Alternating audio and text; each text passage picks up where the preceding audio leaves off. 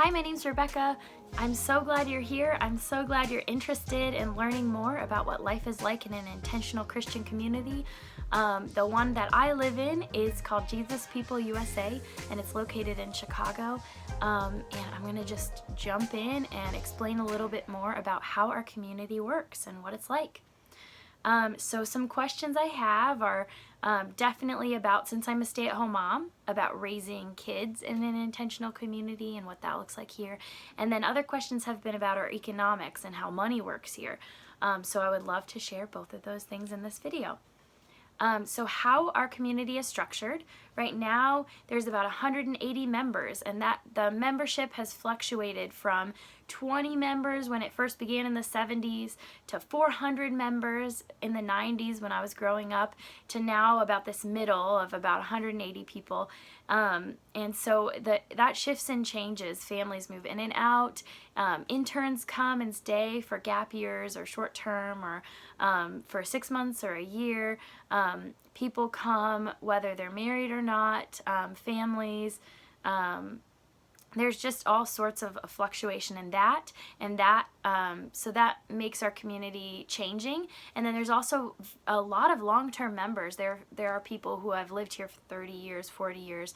There are people who have lived here almost the whole 50 years that our community's been around. So it's a diversity in length of time people live here, and it's a diversity in age.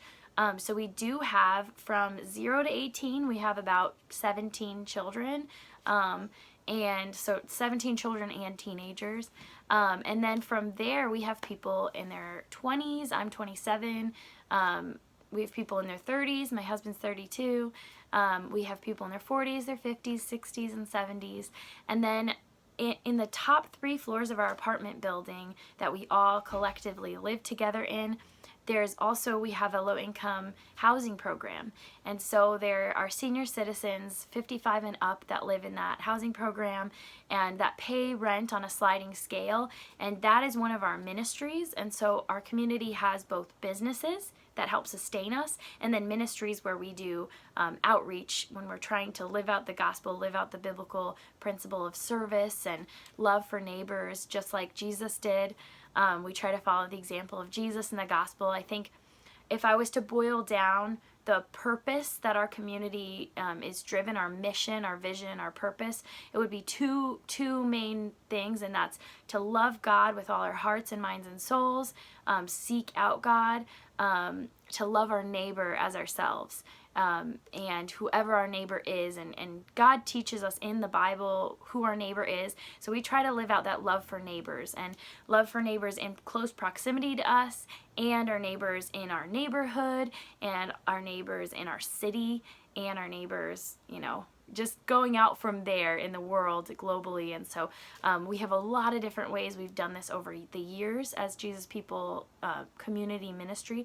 But we also have ways we're doing it now. And I think the second thing that our community really tries to do, so if the first thing is those great 2 commandments that Jesus teaches about, love God, love your neighbor, the second thing we really try to live out as a community is to do justice, love mercy, and walk humbly with God. And so I think if I was to boil down our community, those are the two verses, 2 points of the gospel that we really try to live out right now. So there's a variety of ways that we are sustainable as a community, and I know lots of churches try to sustain themselves through donations, but the way Jesus People community is different is we sustain ourselves through our own businesses.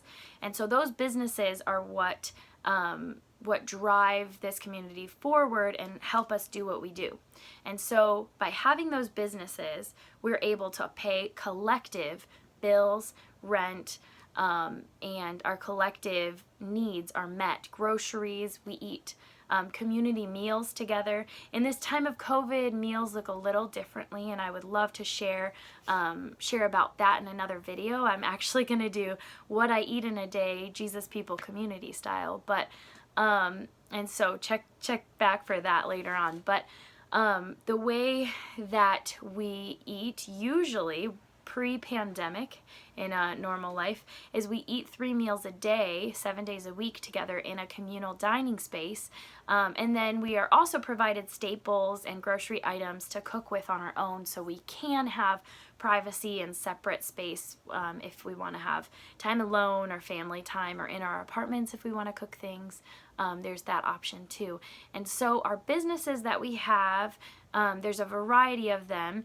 Different community members work and run those businesses, and those businesses, the finances from that sustains our community. So community members work a community job, whether that be in one of our businesses or in a community job like cooking in the kitchen, and we do not receive a paycheck or an income for that work. So our community hours, there's no paycheck, no income. What we would get paid goes into the collective, what we call a common purse.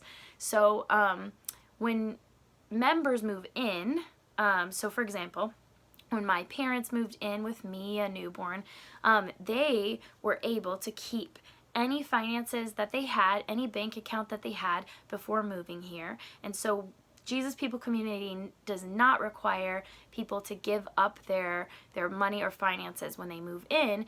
We do require that people choose to, if you come to live here, that you also work for your room and board and rent. So it's almost like a trade.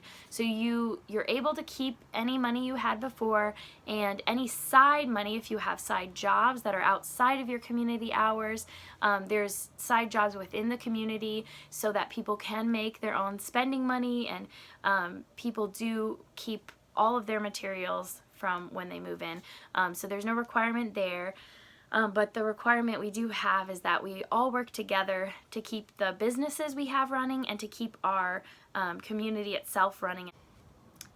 So because we have members who work in these businesses that pay our collective bills, then we also have members that are able to do complete outreach ministry work. We run the second largest homeless shelter in the city of Chicago that's called Cornerstone Community Outreach. And because of those members that work in businesses that pay our collective bills, that means that members have the freedom to work without needing to be paid and to completely volunteer their time working in Cornerstone Community Outreach. And also it's called Friendly Towers, which is the low-income housing we have for seniors.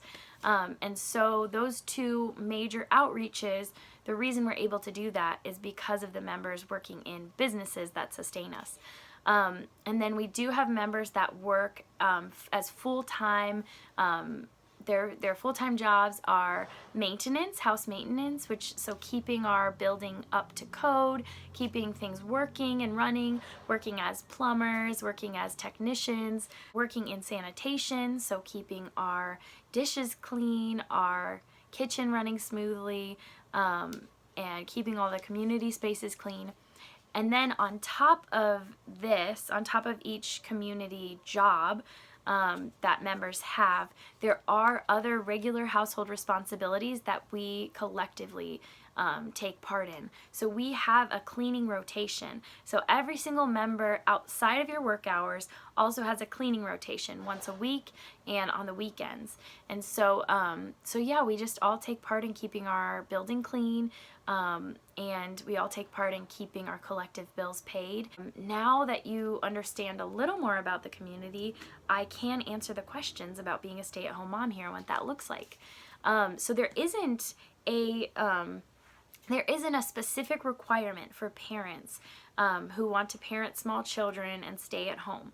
So it varies family to family, case by case. We have a team of coordinating members, and those 4 coordinators help coordinate the jobs that everybody has here. And they help figure out a position for someone, what areas of the community need more people, and they do a lot of different coordinating responsibilities. They coordinate our clean teams, so they help make sure that there's enough members on each cleaning night, and each job for each cleaning night. So that's a huge job, and that's a lot of work. But one thing that they also do is when someone wants to be a stay-at-home parent, there's always a conversation there of what that looks like and what the hopes and goals are there. And for me personally, I'm not required to have a community job. My husband works more than full-time, and he really enjoys his job, and he is just passionate about it, thriving in it, and I am really excited and happy to stay home with our kids. And so my community responsibilities pretty soon here, my daughter's 5 months old, and when she gets a little bit older, then I'll be joining our cleaning rotation again. When I'm newly postpartum, I don't have to be on the cleaning rotation for a little while. I get a little time off, a little postpartum break. But pretty soon here, I'll be back on that cleaning rotation, and that will be my only community responsibility. But then also there's things that I long and want to be a part of, and I would love to work a community job again. Over the years I've had a lot of them, and I can kind of describe those in another video. But to answer your question, parents are, each family is required to participate in cleaning rotation and a community job, but both parents do not need to work full-time. There's no requirement there. We do not have free and easy childcare options for those scenarios. Like that has to be worked out by each family and each individual. There's no community daycare, there's no community school. When we had 400 members, when I was growing up in the 90s, there was a community school and there was a community daycare because there were so many more members and so many more children, and so there was the need for that, and so that was put in place. But at this time, we don't have the need for that, and so anyways, my husband and I, we just decided together that I would stay home and I would be with the kids. And in terms of schooling, we did have a community homeschool co-op, but now we don't. And so the community's actually built a relationship with a Lutheran school here in Chicago that does a trade program with us. So some parents work at the Lutheran school to trade for payment to have their children go to that school. But then there's other parents that send their kids to public school, and other parents that have done other things. And so one example, my husband and I, we had our son enrolled in a preschool that's down the street, and it was a state school, but it was not a private school and not a public school. It was kind of in between, so it was funded by the state, but it was a needs-based school, so you pay what you can. And we had our son enrolled there, but once the coronavirus pandemic hit the nation, we decided to pull him out and keep him at home. So right now I'm homeschooling him, and that's just an option we made together as a family. And every parent makes a different decision in that. So that's on childcare, and that's on schooling, and that's on my role here. I think that's it for this video, but I would love to share more. I would love to explain more, and I will just, yeah, I will keep making these videos. I'll make them informational, I'll make them fun, I'll see what I can do, but I'm just getting creative. I'm still learning how to do this. But yeah, thank you to my 7 subscribers. That's really exciting that there's 7 people. Well, one of them is my dad, and I think one's my husband. So 5 of you are actually interested, besides my family. 5 of you are interested, and thank you for being here, and thank you for watching, and please keep commenting your questions, and I will keep trying to answer them. Have a great day.